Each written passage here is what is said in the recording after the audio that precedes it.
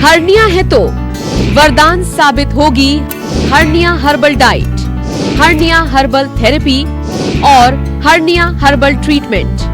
देखिए डॉक्टर प्रताप चौहान के साथ।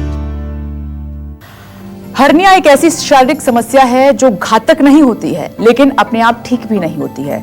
इस पर अगर समय रहते ध्यान नहीं दिया और समय रहते सही इलाज नहीं करवाया तो ऑपरेशन भी करवाना पड़ता है। क्या हर्निया को होने से रोका जा सकता है? अगर हर्निया किसी को है तो क्या आयुर्वेद की मदद से इसको कंट्रोल किया जा सकता है? आज इन्हीं सब सवालों के जवाब देने के लिए डॉक्टर प्रताप चौहान हमारे साथ मौजूद हैं। तो आइए चर्चा की शुरुआत करते हैं और सबसे पहले हम जानते हैं कि हर्निया किस कारण से होती है, इसके पीछे वजह क्या है। तो डॉक्टर प्रताप चौहान, ये बहुत यूं कहें कि गंभीर प्रॉब्लम तो है, समस्या है, जिन लोगों को है वो कई तकलीफों से गुजरते हैं। तो कारण क्या है, किस वजह से ये तकलीफ होती है? देखिए, बहुत अच्छा विषय है और सबसे पहले तो मैं यही कहना चाहूँगा, आपको बताना चाहूँगा कि हर्निया होता क्या है, थोड़ा समझ लीजिए। कई बार आपने देखा होगा कि आपके इधर से कुछ जो बल्ज निकल जाता है, तो हमारे जो ऑर्गन्स हैं अंदर के, जो भी हमारे अंग हैं, अगर उनको आसपास कोई कमज़ोर मांसपेशी मिलती है, कमज़ोर स्थान, तो वो उसके अंदर प्रवेश कर जाते हैं और बाहर बल्ज करते हैं। जैसे नाभि के ऊपर हर्निया होता है तो नाभि बाहर निकल आएगी। इधर आपकी जांग में होता है इंग्वाइनल हर्निया, तो वहाँ वो पूरा आपको गुच्छा निकल आएगा बाहर। इसी तरह से अंदर पेट में हाइटल हर्निया आपने नाम सुना होगा, वहाँ भी आपका पेट का हिस्सा जो है ऊपर की तरफ आ जाता है। तो ये हर्निया का मतलब जो है कि वो एक जगह से अपना जो ऑर्गन है वो दूसरे कमज़ोर जगह के अंदर प्रवेश कर जाता है। हम इसको वृद्धि के नाम से बोलते हैं, आयुर्वेद में वृद्धि रोग के नाम से जो है एक वर्णन आता है। और कारण की बात समझें तो उसमें कारण इस तरह से है। सबसे पहले तो कारण यही होगा क्योंकि अगर पेट साफ नहीं होगा, आपका कॉन्स्टिपेशन रहता है या पेट में पानी आ जाता है, कई बार लोगों को बहुत ज़्यादा जो है एसाइटिस हो जाता है, पानी बहुत पीते हैं, या जो बहुत ज़्यादा वेट उठाने का जो काम करते हैं, ज़्यादा वेट उठाते हैं, बहुत ज़्यादा एक्सरसाइज, उनकी फिजिकल एक्टिविटी बहुत ज़्यादा हो जाती है।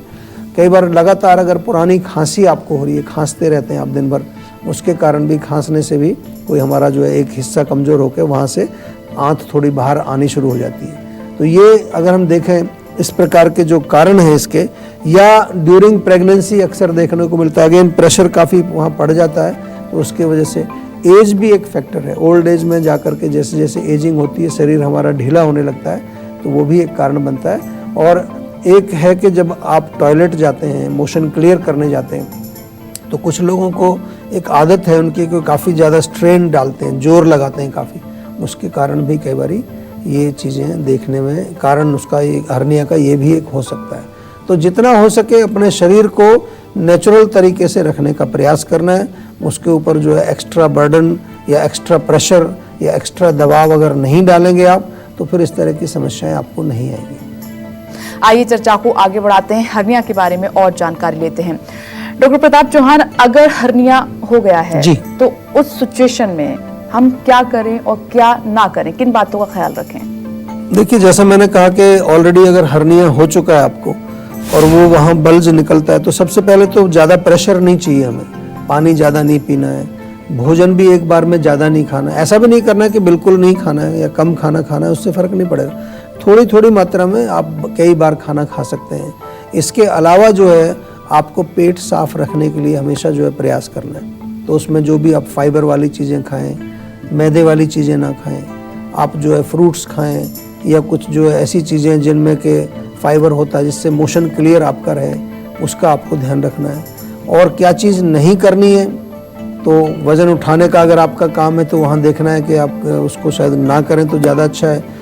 स्मोकिंग अगर आप करते हैं तो वो आपको ध्यान रखना है। खाने में विशेष रूप से बहुत सारे लोग जो है ऐसा गरिष्ठ भोजन खाते हैं, मिठाइयाँ, तली चीज़ें, फ्राइड, जंक फूड, जो पचता नहीं है, पचेगा नहीं तो वो फिर कब्ज़ करेगा, गैस बनाएगा, उसके कारण और प्रेशर बढ़ेगा वहाँ पर। और इसके अलावा जो है आपको ये भी ध्यान रखना है कि जो भी आप खाना खा रहे हैं वो खाना जो है उसकी मात्रा जो है वो ज़्यादा नहीं होनी चाहिए। ज़्यादा मात्रा जब होगी तो वो पचेगा नहीं, फिर दोबारा से अपच से बचना है आपको ओवरऑल।